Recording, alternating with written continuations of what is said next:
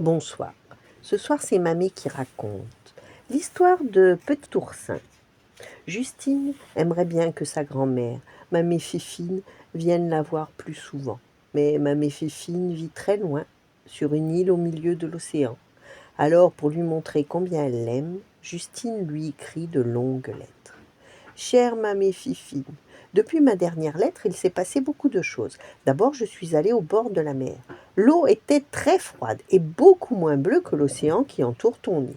Dans le ciel, de gros nuages qui portent des noms de fleurs avançaient, poussés par le vent.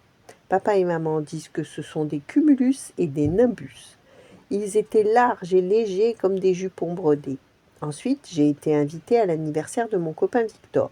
J'en ai profité pour changer de coiffure. Le jour même, j'ai reçu le gros colis que tu m'as envoyé. Plusieurs fois par an, Mamie Fifi envoie à Justine des colis remplis de pots de confiture et de fruits délicieux aux noms étranges, maracura, banane figue, pommes, calebasse, goyave. Et ce matin, justement, le facteur en a apporté un, encore plus gros et plus lourd que les autres. Justine se dépêche d'ouvrir le colis. Elle dispose soigneusement les fruits odorants et les pots de toutes les couleurs sur la table de la cuisine. Pour son anniversaire, je vais offrir à Victor le pot de confiture d'ananas et un gâteau aux noix de muscade. Justine a aussi un autre projet. Elle aimerait changer de coiffure, mais ses cheveux lui donnent beaucoup de soucis. Ils sont tellement difficiles à démêler. Ce matin, malgré l'aide de maman, Justine passe tellement de temps à se coiffer qu'elle arrive toujours en retard à l'école.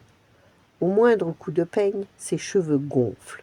Je ressemble à un oursin, à un soleil noir, à Elliot le chien.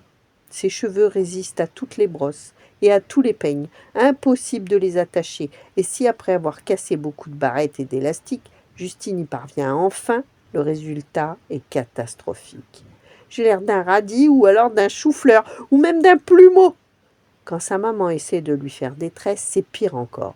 Ses petites nattes se dressent comme des arbres bien serrés qui auraient poussé au milieu d'une colline. À la mer, même le vent qui vient du large ne parvient pas à les bouger. Jamais Justine ne pourra avoir de belles mèches bien lisses comme celles de son amie Mélodie. La maman de Justine a une idée. Et si on défrisait tes cheveux avec mon fer à repasser? Justine n'est pas rassurée. Je vais sentir la sorcière brûlée. C'est le barbecue de la fée Carabosse. Appelle les pompiers. Finalement, après toutes ces émotions, le résultat est plutôt satisfaisant. Les cheveux de Justine sont bien aussi raides que les poils d'un gros pinceau que maman utilise pour repeindre les fenêtres. Ding dong, c'est Mélodie qui arrive. Comme tous les jours, elle vient chercher Justine pour promener Elliot le chien. Les deux amis sont à peine arrivés au coin de la rue que de grosses gouttes se mettent à tomber. Et là, c'est la catastrophe. Adieu les mèches bien lisses, et les cheveux de Mélodie pendent lamentablement. Elles n'ont plus qu'à rentrer à la maison pour se sécher. Enveloppées dans de grandes serviettes, Justine et Mélodie se réchauffent. Des larmes aussi grosses que les gouttes de pluie coulent sur leurs joues. Justine est bien triste. Je suis comme une châtaigne dans un panier d'œufs, une noisette sur la neige. Pleure pas, petits oiseaux, papa va tout arranger. Il s'arme aussitôt d'un grand peigne en bois aux dents longues comme celles d'une fourchette, et papa démêle. Tout doux démêlons, avec le grand peigne dans les cheveux couleur châtaigne. Tous les petits nœuds s'envoleront, tout doux démêlons, et les perles danseront. Et papa tresse. Bientôt, une multitude de nattes colorées de perles et de papillons décorent, se dressent comme un manège. Papa recule pour admirer son travail, il est fier de sa fille.